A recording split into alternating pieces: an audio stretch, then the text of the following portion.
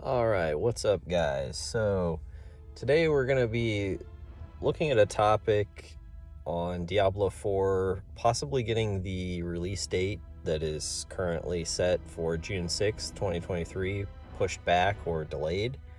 And I saw this article 4 or 5 days ago and I didn't immediately jump on it because I thought I'd just wait and see if there was any more information that would come out in the next few days after reading the article, just to see if Blizzard might clarify or give their official stance on the subject, because they could easily just come out and say, no, the June 6th release date is set in stone, come hell or high water, basically.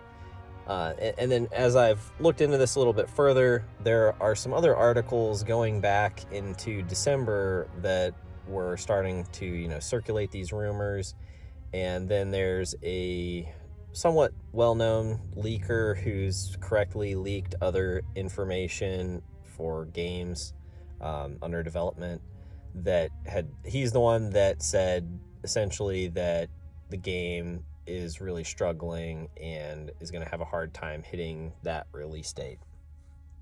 So I was thinking about it a little more, and what came to mind as I was pondering the subject is that it would be Blizzard's never announced a release date for a game and then, gave an official release date and didn't hit that. Usually they continue to say, oh, it's ready when it's ready, or soon, TM, and you just wait for years and years and years, and then they give you a release date, and the release date comes and they release the product.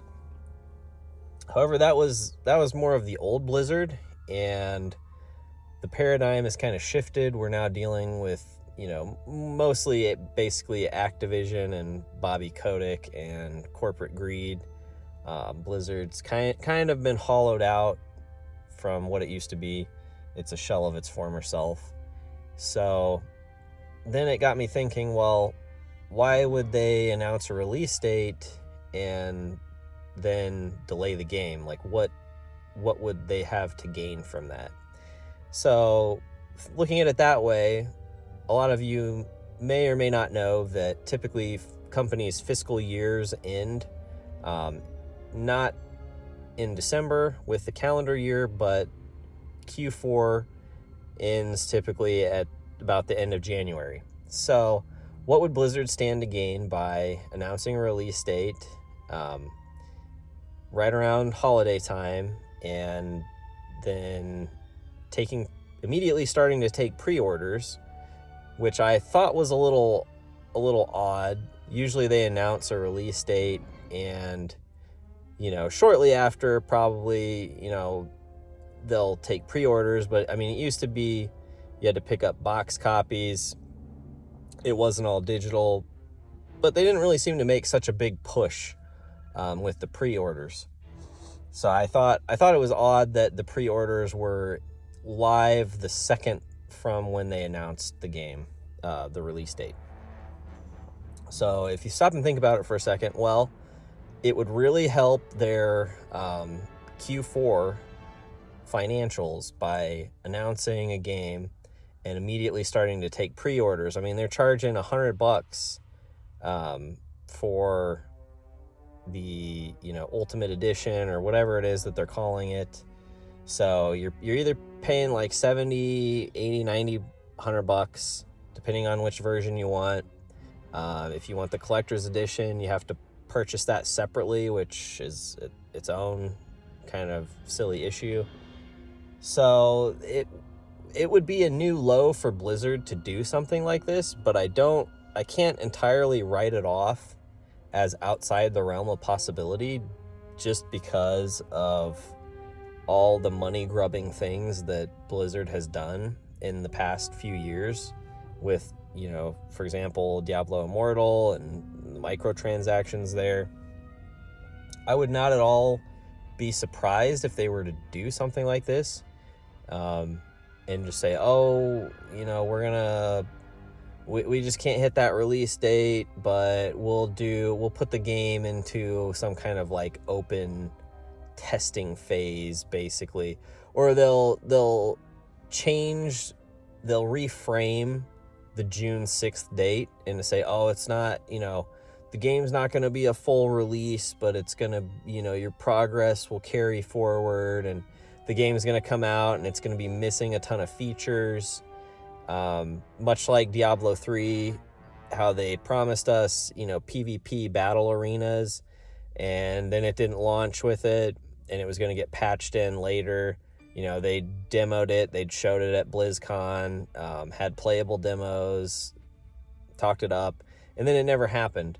So it's quite possible that they could do something like this, and they'll cut features to get to that June 6th time frame, but then reframe it and say, oh, all the the game, because we released it, it's not fully ready, we're gonna patch these features in, but you've already pre-ordered the game, so you're kind of, you've already shelled out the money. So even if you are able to do a refund, which I would hope that you can do a refund on a pre-order, but I don't know what Blizzard's terms are on it, because I have been waiting to pre-order, just because until they give me a date on when there's either an open beta or some point where I can get my hands on the game, I don't really want to shell out money 6 or 7 months in advance.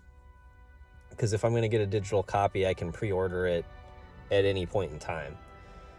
Which was another reason why I thought the whole pre-order digital download right when they announce it was just really odd. Like, it seemed like they were really trying to ride that hype wave of just that trailer and giving a date for the game. But we still haven't really seen a whole lot of gameplay. Whether or not that's concerning, I don't know. I mean, most of the feedback from the closed in-game beta seemed like it was positive. But with games like these, the cracks don't really start to show until you've played through the whole game, beat the game, and then, really started to work through the end game. So when I got Diablo 3, it lasted me about a month, and then I realized I was not enjoying the game at all. In fact, I hated playing the game, it took me about a month before I realized that, and I couldn't quite put my finger on it, but it dawned on me at one point, because I had tried to, because it was before they'd given the Barbarian and the Monk and the melee classes like a 30% damage resistance buff to kind of try and help them out in Inferno difficulty back, when that was still the thing. And so I'd rerolled a wizard, because wizards were kind of top tier at that point in time. And I was just trying to like run through act 3 or 4 in hell difficulty, and I was just getting one shot over and over by these stupid like dog things. And I was just like, why am I playing this game? I was like, this is absolutely stupid, because I have this like 5-minute cooldown ability, and it's the only thing that gives me a fighting chance. And so I would like clear some rooms, and then that would go on cooldown, and it's like, well, now like I can try and continue progressing, but I just get instantly killed by anything the second it sees me and hits me. So let me just like AFK for 5 minutes and come back, and then I have 30 seconds of like a power up where I can actually kill some things and move to the next room. So I was like, this game design is awful. A Diablo game, I don't want to sit around waiting for long cooldowns. So that's one thing I'm a little concerned about Diablo 4. But to get back to the point, those cracks in Diablo 3 didn't start to show for me until after playing it for a month. So I don't know if people have had enough time in Diablo 4 to accurately assess whether or not it's a good game in the in-game beta. So it waits to be seen. I'm a little nervous and concerned that Blizzard hasn't restated, no, June 6th, that's the release date. The game will be ready with all the features we've promised. They haven't come out and said that. It's a little concerning. There hasn't really been much information on the Diablo 4 front since the announcement. So hopefully once they start the next season for Diablo 2 Resurrected and Diablo 3, I think after those seasons start, we may start to get some more trickles or information announced for Diablo 4. But I think that they're going to kind of focus and run, some time out until they get to those new seasons. And then after that, we'll start to see some more Diablo 4 information. But if this was interesting, if you guys enjoy this kind of content, I'm going to be making a lot of Diablo 4 content, at least when the game is playable and as long as it doesn't suck. Please hit that subscribe button. I appreciate it. It really helps me out trying to get to 1,000 subs. So thanks for listening. Thanks for watching. And remember to give them the D.